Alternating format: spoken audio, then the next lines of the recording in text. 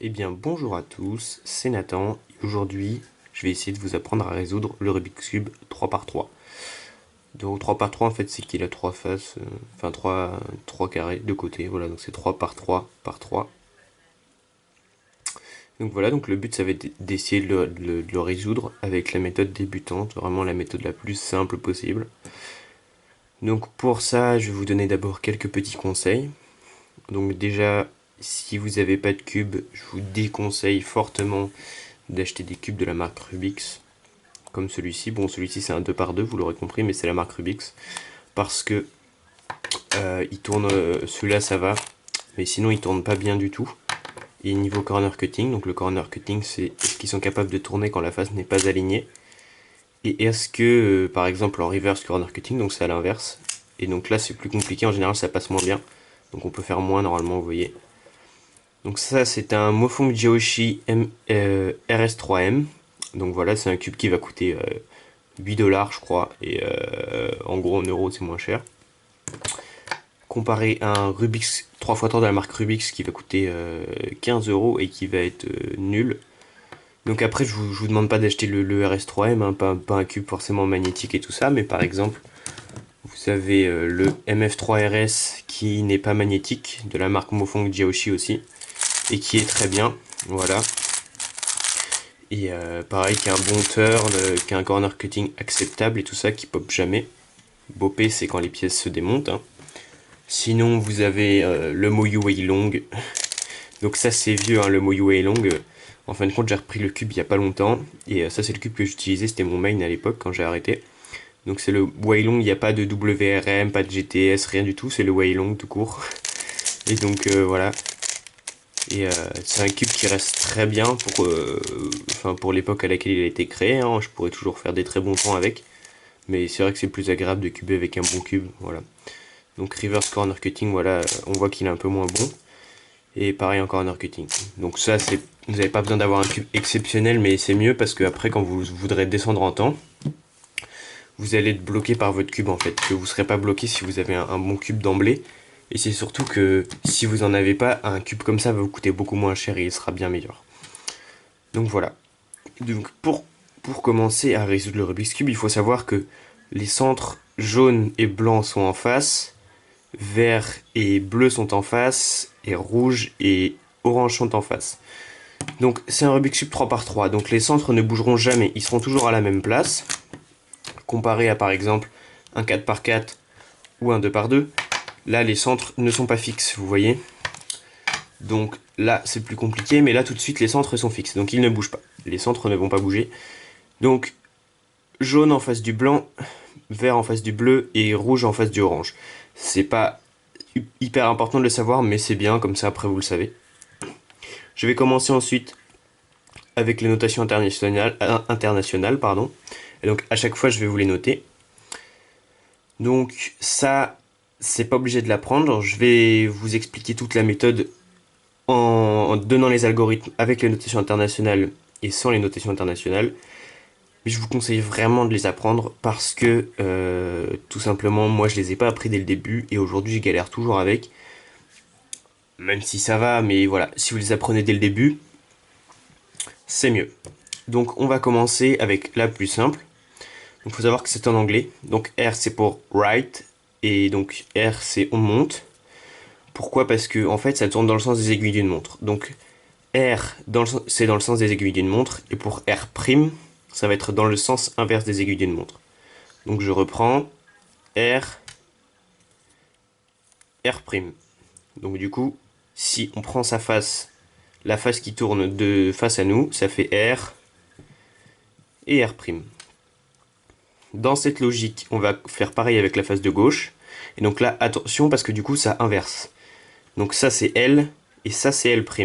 Pourquoi? Parce que si on tourne, L, ça tourne dans le sens des aiguilles d'une montre et L', ça tourne dans le sens inverse des aiguilles d'une montre. Voilà. Donc ensuite, on a up, enfin U pour up. Donc U, U', U, U'. Voilà. Ensuite, F pour front. Donc F, F', celle-ci elle est facile, hein, parce que front c'est devant. Et vous voyez forcément si c'est dans le sens des aiguilles d'une montre ou pas. Donc F, F'. Pour l'arrière, c'est le même principe, ça va être B pour back. Et donc ça va être B, B'. Voilà. Et donc pour la tranche du dessous, ça va être D pour down. Et là, ça va être D, D'. Donc D et D'. Donc après, il y a les tranches, la tranche du milieu, donc M. Mais celle-ci, on l'utilise sur des algorithmes plus avancés comme celui-là, que vous aurez pas, vous, avec la méthode débutante. Donc ça sert pas à grand chose de l'apprendre tout de suite. Même si ça c'est M' et ça c'est M, voilà. Donc, on va pouvoir commencer. Soit vous prenez un timer pour avoir un scramble, mais ça c'est compliqué, surtout si vous avez du mal avec les notations. Je vous conseille de le mélanger à la main tout simplement. Voilà. Donc ce tuto, je vais le décomposer en 3 vidéos.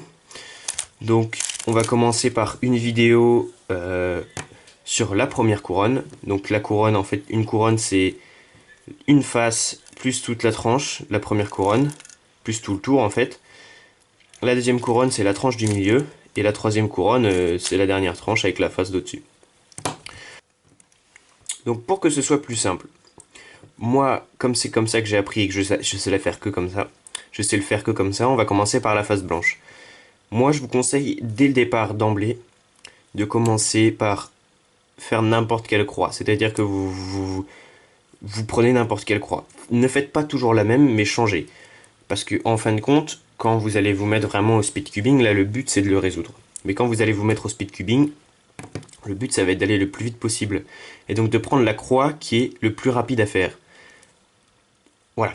Donc, pourquoi? Parce que tout simplement, et bah, ça va vous permettre de gagner du temps. Tout simplement, voilà. Que là, tout de suite, vous n'avez pas forcément besoin de gagner du temps. Mais restez pas toujours sur la même croix. Parce que moi, par exemple, maintenant, je suis quasiment obligé de commencer par la croix blanche. Sinon, je perds beaucoup de temps. En fin de compte, je suis pas du tout bon en look ahead et en repérage. Donc, du coup, je vous conseille vraiment de commencer par n'importe quelle croix. Mais voilà, parce que après vous allez être ce qu'on appelle color neutral, donc vous vous en ficherez de n'importe quelle couleur. Vous pouvez faire n'importe quelle couleur, vous viserez à la même vitesse. Donc tout de suite entraînez-vous à faire n'importe quelle croix. Après vous privilégierez la meilleure et tout ça, mais tout de suite faites n'importe quelle croix. Mais juste commencez par la croix que vous voulez. Voilà. Donc le but ça va être une croix, faire une croix comme ça, donc en forme de plus, hein, pas une croix comme ça. Donc on va chercher des arêtes, donc c'est des pièces qui n'ont que 2 couleurs, parce qu'il faut savoir que, en fin de compte, un coin, par exemple, lui, il est blanc, rouge et vert, il sera toujours blanc, rouge et vert. Vous aurez jamais genre rouge, orange, ou enfin, il sera toujours de cette couleur-là. Puisque, en fin de compte, faut pas voir ça comme une pièce qui bouge, c'est-à-dire qu'un coin, c'est 3 couleurs, et c'est cette pièce-là qui bouge. Vous voyez, si par exemple je la tourne, vous allez comprendre, en fait, c'est une unité, une pièce. Et donc il y a les coins qui ont 3 couleurs et les arêtes qui n'ont que 2 couleurs. Donc les arêtes c'est pareil, en fin de compte, là je pourrais pas bouger que le blanc, je serais obligé de bouger le vert avec. C'est ça qu'il faut comprendre et voilà, c'est pour ça que si par exemple vous avez vu un Rubik's Cube, que vous avez tout refait en enlevant les gommettes et en remettant les gommettes, il est infaisable après. Il y a de grandes chances qu'il soit infaisable. Et il y a de grandes chances que ça ne soit pas respecté, c'est-à-dire que le vert soit pas en face du bleu et ainsi de suite pour toutes les autres couleurs. Donc là, nous, ce qu'on cherche, c'est une pièce qui possède une arête. Donc une arête, c'est une pièce de 2 couleurs, qui n'a que 2 couleurs, qui se place au milieu, là, comme ça. Ça, c'est une arête. Donc qui n'a que 2 couleurs et qui a du blanc. Donc 2 couleurs et du blanc. Donc là, je vois qu'il y en a une juste ici, avec du vert. Donc ça, on s'en fiche un peu. Tout ce qu'on veut, c'est une pièce de 2 couleurs qui a du blanc. Voilà. Donc on vient la mettre ici, et là on voit que ça commence à nous former un L. Et le but, c'est de faire une croix comme ça. Donc on va chercher tous les autres, par exemple lui. Donc lui, c'est un cas un petit peu plus difficile. C'est-à-dire que là, je peux pas le mettre en fait sur ma croix. Donc quand c'est comme ça, on va juste venir le pivoter pour pouvoir le mettre sur une tranche L, enfin R ou L. Voilà, peu importe. Donc là, on va venir le pivoter. Et là, il se retrouve sur une tranche R, pardon, quand la face blanche est en bas. Et donc là, on va pouvoir tout simplement venir le placer. Et là, on voit qu'il se place là avec le début de notre croix, tout simplement. Donc on va chercher la dernière pièce, puisqu'il n'y en a que 4. Et donc là, la dernière pièce, elle est là. Donc là, la pièce bleue. Donc là, on va venir pivoter en dessous pour pouvoir avoir le trou qui reste en face de la pièce bleue, enfin de la pièce blanche, pardon, blanche et bleue, mais bleu, on s'en fiche. Donc là, c'est le dernier trou qui nous reste, donc on vient la placer, et là, on voit qu'on a une croix blanche. Tout simplement. Donc après, il y a d'autres cas. Donc c'est-à-dire que ça peut se retrouver en haut comme ça. Et là, vous allez être, si vous voyez que vous voulez la mettre, vous allez enlever l'autre. Donc quand c'est comme ça, on va juste venir la décaler pour la mettre au-dessus de son trou. Et venir la mettre à l'endroit où il n'y a pas de blanc, tout simplement. Il y a d'autres cas comme celui-là, par exemple. Donc là, c'est le même principe que quand la pièce blanche est là. C'est-à-dire que vous allez venir la pivoter pour la mettre sur une tranche L. Sauf que vous voyez que si vous la pivotez, ça va vous enlever ce blanc-là.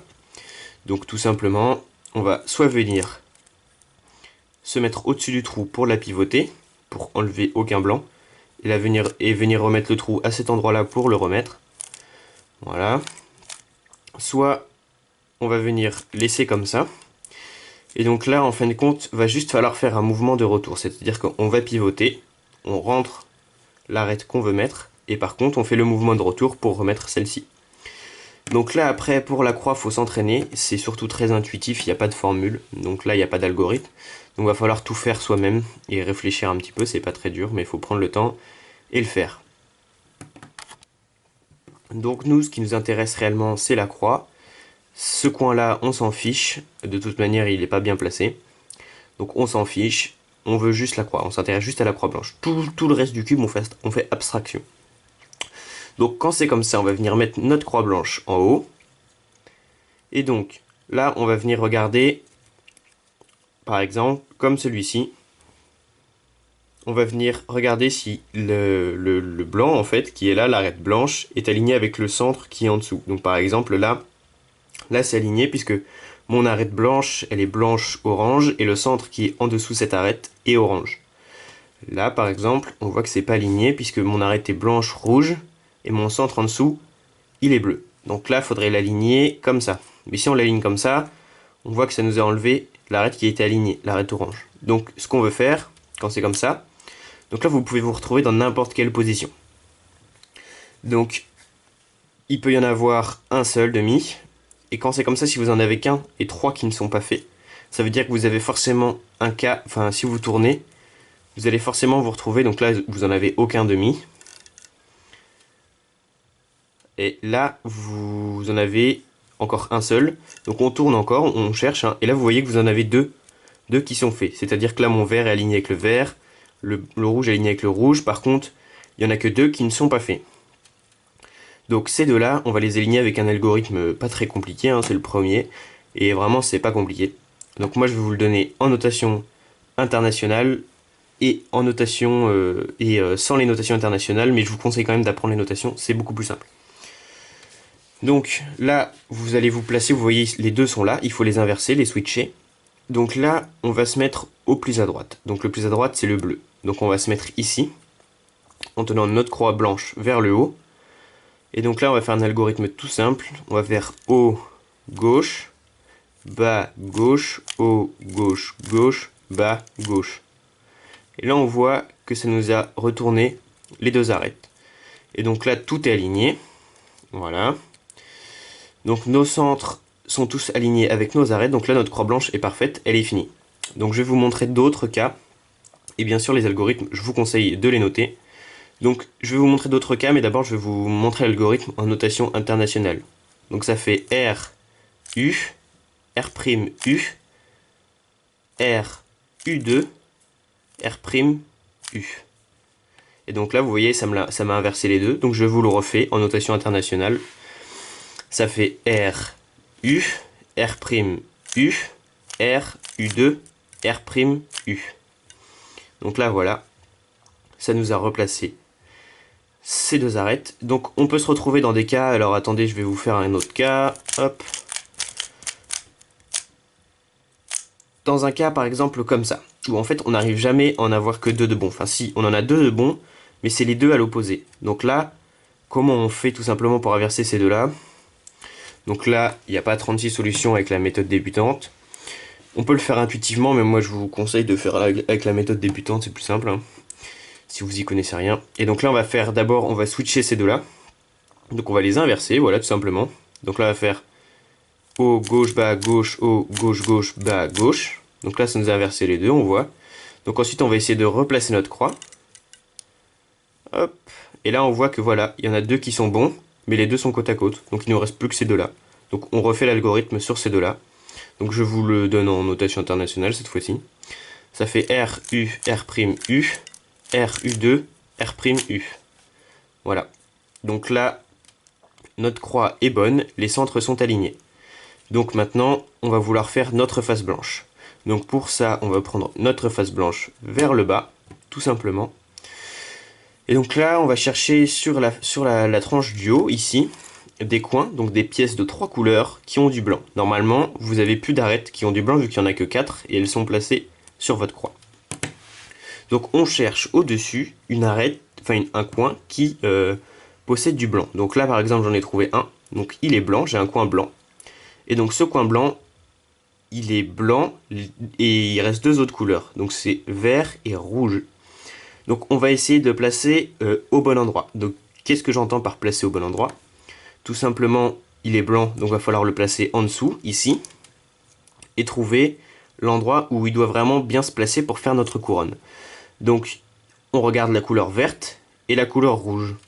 Donc tout simplement, il va falloir regarder, chercher avec les milieux là, les milieux, vous pouvez faire avec les arêtes aussi, mais moi je vous conseille de faire avec les milieux, quand on débute c'est plus facile.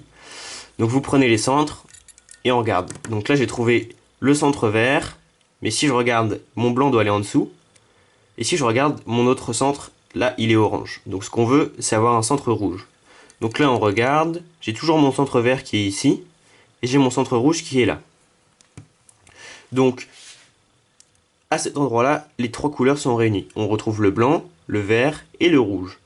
Donc ça veut dire que c'est le bon endroit. C'est là qu'il doit se placer. Et donc là, on va faire un algorithme très simple. Je vais vous le donner d'abord sans les notations. Donc ça fait R, U, R', U'. Voilà, ça s'appelle le sexy move. Et donc, c'est un mouvement très simple en fait. Et là, vous voyez que le blanc, en fait, le coin s'est placé en bas, mais le blanc n'est pas en bas. Ce qu'on veut, c'est que le blanc soit en bas. Donc ça veut dire que quand c'est comme ça, il faut qu'on continue jusqu'à temps que le blanc soit en bas. Donc en notation internationale, ça fait R, U, R', U'. Ok. Et donc haut, gauche, bas, droite. Et là, vous voyez que je l'ai fait 3 fois. Ça peut aller jusqu'à 6 fois. Hein. Quoique non, 5 fois, puisque 6 fois, ça voudrait dire qu'il est déjà bien placé. Donc ça peut aller jusqu'à 6 fois. Donc là on voit que le coin blanc s'est bien placé et il est aligné avec le rouge et le vert. Donc ça c'est bon, ce coin là est au bon endroit. Donc ensuite on en cherche un autre, là j'en vois un, donc blanc, orange et bleu. Donc on le place devant le centre orange et le centre bleu, comme on a fait pour l'autre, il n'y a aucun souci. Donc sa place c'est ici puisque les trois couleurs sont réunies. On retrouve le blanc, le bleu et l'orange. Et là il est blanc, bleu et orange, voilà. Donc là c'est pareil, on vient faire haut, gauche, bas, droite. Il est encore au bon endroit, on regarde, c'est bien placé. Puisque il peut y avoir un autre blanc qui se met à la place, donc il faut toujours bien regarder si c'est bien au bon endroit. Voilà. Donc ensuite on en cherche un autre. Il y a celui-ci, blanc, bleu et rouge. Donc on cherche bleu et rouge. Là voilà, bleu et rouge ici. Le blanc est là, les trois couleurs sont réunies. Donc on le fait, là c'est 3 fois. Donc pareil, c'est le même algorithme. Voilà. Et là, on regarde, c'est bien placé. C'est bien placé et le blanc est en bas. Et donc là, par exemple, on a ce cas-là. Donc ça, c'est un cas très simple. C'est-à-dire que, en fait, on peut chercher, il n'y a plus de blanc en fait sur la tranche du haut, il n'y en a plus. Donc ce qu'on veut, nous, c'est tout simplement mettre, en fait, c'est-à-dire qu'il est le coin est au bon endroit, il est sur la tranche du bas, mais il n'est pas bien orienté. Donc là, ce qu'on va faire, c'est tout simplement faire haut, gauche, bas, droite pour le sortir. On regarde bien les couleurs, bien sûr, mais normalement, si vous en reste qu'un et que les autres sont bons, c'est la bonne couleur. Donc là, vert et orange, vert et orange. Le blanc, il va en dessous. Donc les trois couleurs sont réunies. Donc là, c'est pareil, on fait R, U, R', U', voilà. Et il vient se placer en bas. Donc là, normalement, on a fait notre première couronne.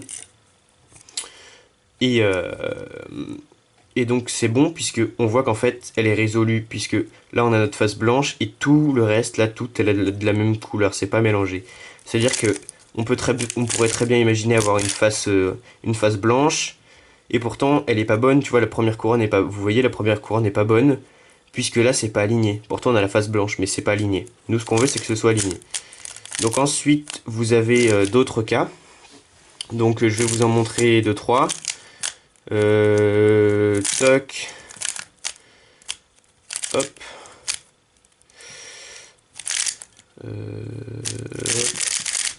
Voilà. Donc en fait, ça c'est un cas où... Oh, je vais pas le mettre comme ça, je vais faire... Voilà. Donc là, on peut voir que, en fin de compte, si on cherche, on n'a plus de blanc, en fait, sur la tranche du dessus. Et pourtant, notre face blanche n'est pas faite et notre première couronne n'est pas faite.